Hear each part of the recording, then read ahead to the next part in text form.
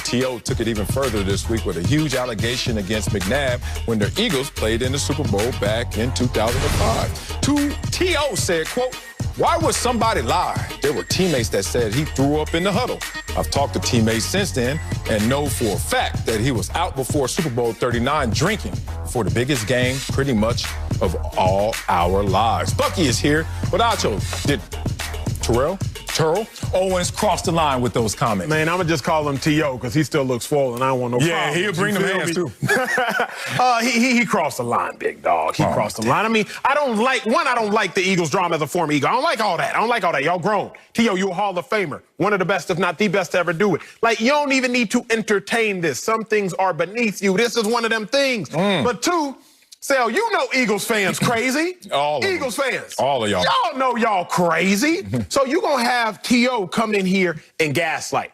That's what he did. He came out there and he said, hey, you know, I heard he was out drinking the night before the game, and that's why he threw up. That's all I said. Marcel, you remember your homeboys, your homegirls growing up, they would be like, yeah, girl, I saw him out with so-and-so. That's all I know. That's all. And then they just leave.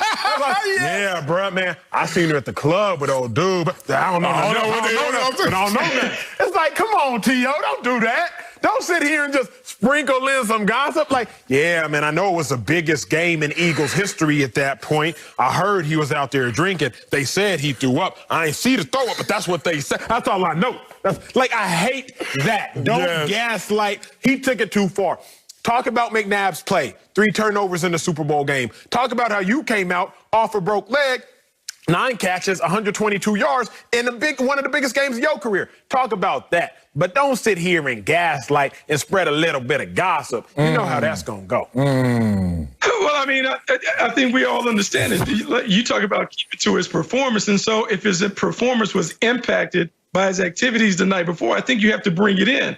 There have been people who have said his conditioning was called into question, that he was huffing and puffing during that 2-minute drive, that he wasn't necessarily on top of it. I think T.O. just added a little context to maybe why he may have been laboring through. And so, look, he broke the code in the locker room in terms of telling on each other and doing those things. However, I can't fault him for being honest. If that's what he honestly heard and that's his interpretation of the situation, I can't fault the man for giving his opinion. I mean, it is his opinion, and it appears to be backed by some facts. Woo, this is a good one right here. Woo, did he cross the line? Damn. He's a habitual line stepper in this moment. Maybe, damn, T.O., I know where he's coming from. Look, one, I have a personal relationship with T.O., and I've never known him to lie. But in this situation, I think he got caught by a little confirmation bias, a little emotional listening. As I would say, really, he just got some hearsay and said, yeah, that connects to what I thought as well. But in a Super Bowl game where if Donovan McNabb is throwing up, and I've heard this story all the way back to that night, people were telling me he threw up in it. I haven't seen footage of it yet. Maybe I'm just the one who hasn't seen it. But when there are 9 million cameras on a Super Bowl game, you can't show me one that caught the footage of the throw up. Maybe he choked on his mouthpiece, was trying to read out the call. It's 2 minutes. I don't know what it was.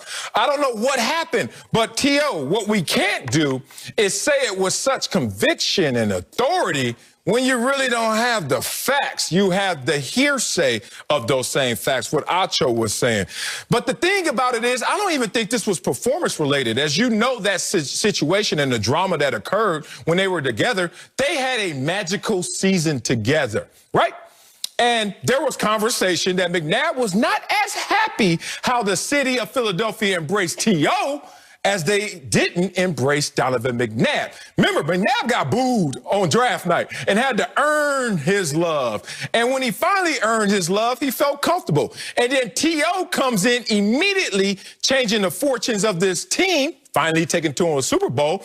And not only did they match the love they had for McNabb with T.O., in some respects, some people said, they gave T.O. more love. So what did that mean to T.O.? Nothing. T.O. supposedly had no issues with McNabb. And then it was contract time because T.O.'s like, I outperformed my deal. Can I get another one? Hey, McNabb, tell him I need another deal because we just had a magical season and I outperformed. And that's when the rubber hit the road.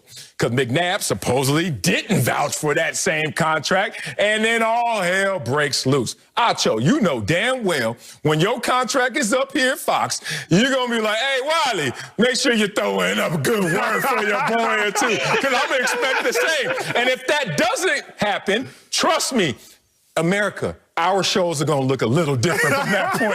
That's all this situation looks like to me.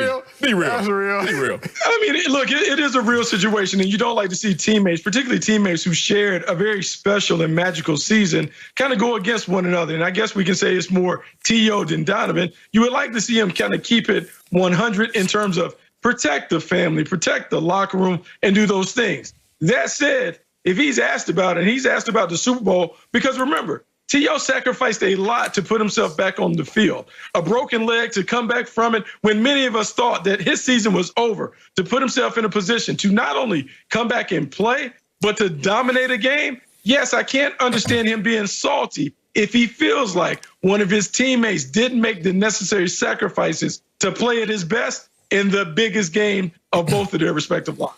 Yeah, man. Let me go out here